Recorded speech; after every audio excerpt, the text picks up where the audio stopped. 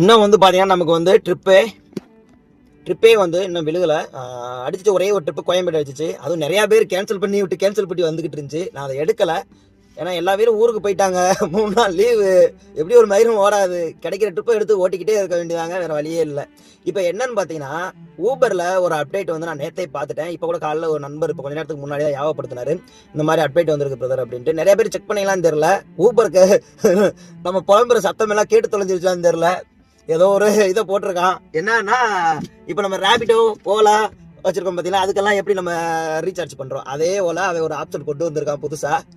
ஏற்கனவே ஒருத்தவங்க இதுக்கு முன்னாடி ஒரு பஞ்சாயத்து ஓடிச்சு. அந்த பஞ்சாயத்து ஆரம்பிக்கும் கவர்மெண்ட் தலையிட்டு நமக்குன்னு ஏதோ பண்ணுற மாதிரி பண்ணாங்க. அப்படி பண்ணியிருந்தும் நமக்கு வந்து நிற்கலை எதுவுமே பெருசாக. அவன் நம்மக்கிட்டே ஆட்டையை போட ஆரம்பிச்சிட்டான் ஊபர். முன்னாடியாவது கஸ்டமர்கிட்டையும் கொஞ்சம் எடுப்பான், நம்மகிட்டையும் கொஞ்சம் எடுப்பான். அது ஒரு மாதிரியா போய்கிட்டு இருந்துச்சு. இப்போ வந்து நமக்கு கொடுக்குற அமௌண்ட், அந்த கிலோமீட்டருக்கு உண்டான அமௌண்ட்ல இருந்தே நம்மகிட்ட இருந்தே கமிஷன் ஃபுல்லாக உருவிக்கிறான் இந்த கவர்மெண்ட் ரூல்ஸ் போட்டதுக்கு அப்புறமா.